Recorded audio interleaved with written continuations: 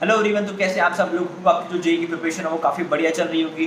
आज हम बात करेंगे कि एक आप जेई प्रिपरेशन कर रहे हो, उसके साथ साथ में ऐसा कौन से इंस्टीट्यूट है जो कि आईआईटीज़ के पार है, जहाँ पे स्टूडेंट की क्वालिटी आईआईटीज़ के बराबर है और एक जिनकी रेपुटेशन काफ़ी अच्छी है, जिनका अलुमनाई नेटवर्क भी काफ़ी अच्छा है। जैसे एक इंस्टीट्यूट के बारे में आज बात करेंगे। उस इंस्टीट्यूट का नाम है वो बेट्स नाम है, बेट्स। इसके मेजरली 3 कैंपस है, पिलानी, गोवा और हैदराबाद कैंपस है। काफ़ी बढ़िया कॉलेज है जहाँ का अलुमनाई नेटवर्क काफ़ी स्ट्रॉन्ग है, जहाँ के प्लेसमेंट्स भी काफ़ी बढ़िया हैं। आपको आईआईटी लेवल के प्लेसमेंट यहाँ पे देखने को मिलेंगी। और आपने क्या है कि जिसका सिलेबस भी जेई जेई का ही सिलेबस है, तो आपने अगर जेई की प्रिपरेशन की है तो आपको यहाँ पे भी अपना एक ट्राई देना चाहिए, जो कि काफ़ी अच्छा इंस्टीट्यूट है। इसके बारे में आप जानते भी होंगे, बट नहीं भी जानते हो आपको तो इस काफ़ी इन्फॉर्मेशन मिलेगी। आप और इसमें मेजरली डिस्कस करेंगे कि इस एग्जामिनेशन की पेपर को किस तरीके से, इस एग्जामिनेशन की प्रिपरेशन किस तरीके से करें। तो सबसे पहले बात करें कि इस एग्जामिनेशन की, जो हम बात करें किसी भी एग्जामिनेशन हम देखते हैं तो सबसे पहले उसके सिलेबस की बात करते हैं। तो सिलेबस इस एग्जामिनेशन का आपका जेई का सिलेबस है, वही सिलेबस है। इसकी दूसरी चीज़ हम बात करें तो उसकी डिफिकल्टी लेवल की बात करें, इसका जो डिफिकल्टी लेवल है, डिफिकल्टी लेवल की बात करें तो डिफिकल्टी कैसा शब्द है जो कि रिलेटिव है।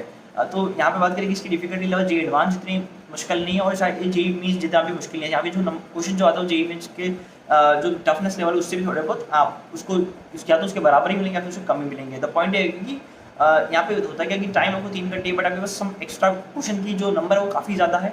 तो यहाँ पे उस टाइम उसकी वजह से आपको जो क्वेश्चन की नंबर ज़्यादा है, तो आपको उस मतलब पर्टिकुलर क्वेश्चन डिवाइड का टाइम लिमिट डिवाइड करके वो पेपर बनाते हैं ताकि वो बच्चा 3 घंटे में उसको कर सके। तो उसका क्वेश्चन का डिफिकल्टी लेवल होता है काफ़ी कम होता है।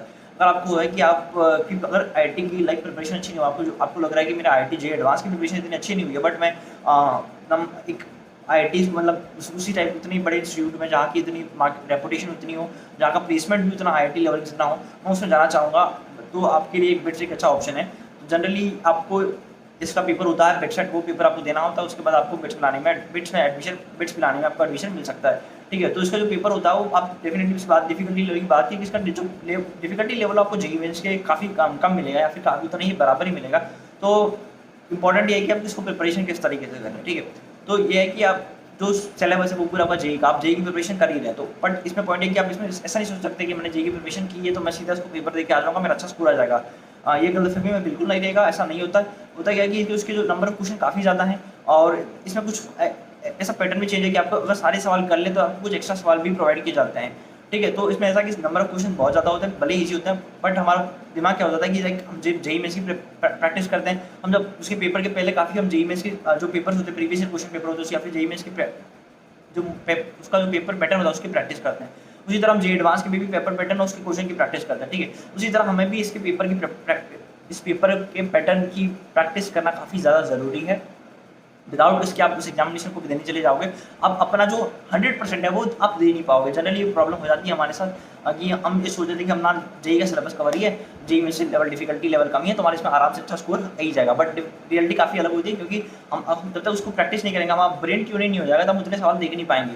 फिर हम जब पेपर में जाएंगे तो होता क्या है कि हम उतनी चीज़ को उतना अच्छे से कवर नहीं कर पाएंगे। तो आपको उस पेपर की प्रैक्टिस पैटर्न की प्रैक्टिस करके देख लेना है कि इसको किस तरीके से अटेंड करना है। ठीक है, ताकि आपका ब्रेन ट्यून इन हो जाए, उसको किस तरीके से अटेंड करना आप पेपर में भी कराएं। ठीक है, दूसरा इसका ज़रूरी इसलिए कि पेपर की प्रैक्टिस करना, क्योंकि होता है कि इसमें आपके अगर सारे सवाल अटेम्प्ट हो जाए, मतलब ऐसा नहीं कि आपने सारे सवाल देख लिया, आप सारे सवाल को अटेम्प्ट कर लें, आपके उसके आंसर प्रोवाइड कर ले, चाहे सही या गलत, तो आपके पास कुछ एक्स्ट्रा सवाल आते हैं और एक्स्ट्रा सवाल मतलब जो नंबर होंगे वो आपको जो फिक्स नंबर है उसी से मिलेगा, बट आपको लाइक वो क्वेश्चन एक्स्ट्रा एज बोनस मिलेंगे, आप उसको कर सकते हो तो उसके नंबर आपके जोड़ेंगे। ठीक है, बट होता क्या है कि आप सोचोगे आप पहले दिन पेपर में जाके करने लग जाओगे जो एक्स्ट्रा सवाल मैं तो वो भी कर लूँगा। ठीक है, इसके लिए क्या करना है कि आपको जो आप मॉक टेस्ट जो दे रहे हो उसमें मॉक टेस्ट में देके देखना है कि आपको पहले तो जितने क्वेश्चन दे रहे हो आप उसमें इतना देख के देख लीजिए। ठीक है, आपके कितने सवाल सही आ रहे हैं वो गलत आ रहा है वो देख लीजिए। ठीक है, फिर आपको लग रहा है कि आप सारे सवाल नहीं अटेम्प्ट कर पा रहे हो, बट ये जो सवाल हैं आप उसी में काफ़ी ज़्यादा हद तक ज़्यादा अच्छा स्कोर कर पा रहे हो। ठीक है, और दूसरा केस ये हो सकता है कि आप कुछ पैटर्न ऐसे और भी पेपर दीजिए जिसमें आप कोशिश करें कि आप सारे सवाल कर लीजिए, जो आपसे नहीं हुआ फिर आपने इसमें हिट एंड ट्रायल यूज़ किया, एलिमिनेशन मेथड कुछ भी यूज़ करके आपने सारे सवाल अटेम्प्ट कर लिया, फिर आपने एक्स्ट्रा कुछ क्वेश्चन थे उसको अटेम्प्ट कर लिया। ठीक है, ऐसे मल्टीपल पेपर्स दीजिए जब आपको रियलाइज होगा कि आपको तो फिर पता चल रहा है कि मैम एक्स्ट्रा क्वेश्चन अटेम्प्ट करने पर मेरे साथ क्या हो रहा है, आपके साथ क्या हो रहा है, मतलब एक्स्ट्रा क्वेश्चन अटेम्प्ट करने पर आपका जो स्कोर है वो एक्सीड कर रहा है। कहीं ऐसा तो नहीं हो रहा है कि आप एक्स्ट्रा क्वेश्चन अटेम्प्ट करने के चक्कर मतलब अपनी स्पीड जो फोर्सफुली स्पीड बढ़ा रहे हो। और जब भी हम फोर्सफुली स्पीड बढ़ाने जाते हैं पेपर में तो होता है कि हमारी सिली मिस्टेक काफ़ी बढ़ जाती है और हमारी नेगेटिव मार्किंग हो जाती है।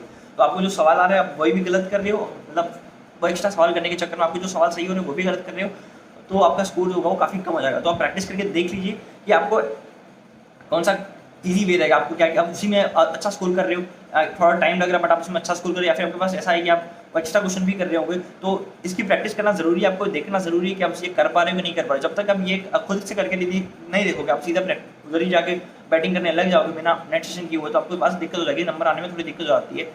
तो ये पूरा जो था इसमें मैंने अपना एक्सपीरियंस शेयर किया। अगर आपको ये वीडियो थोड़ा आपको हेल्पफुल लगे और इस वीडियो में थोड़ी भी इन्फॉर्मेशन जो लग रही है कि आपको अपने जो भी दोस्त हैं उनके जो प्रिपरेशन उसके बारे में सोच रहे हैं उनके साथ ज़रूर शेयर करिएगा। और आपको वीडियो हेल्पफुल लगे तो ऐसे ही और वीडियो के लिए मेरे चैनल को जरूर सब्सक्राइब करेगा, जहाँ पे आपको जेईई से रिलेटेड सारे जो इन्फॉर्मेटिव चीज़ें हैं वो आपको मिलती जाएंगी। और कुछ एक टॉपिक्स जो हैं, जैसे मैथ्स के कुछ टॉपिक है, फिजिक्स के कुछ टॉपिक है, उनके बारे में भी आपको यहाँ पे वीडियो मिल सकती है। ठीक है, तो बेस्ट ऑफ लक अपने आपके एग्जामिनेशन के लिए और थैंक यू।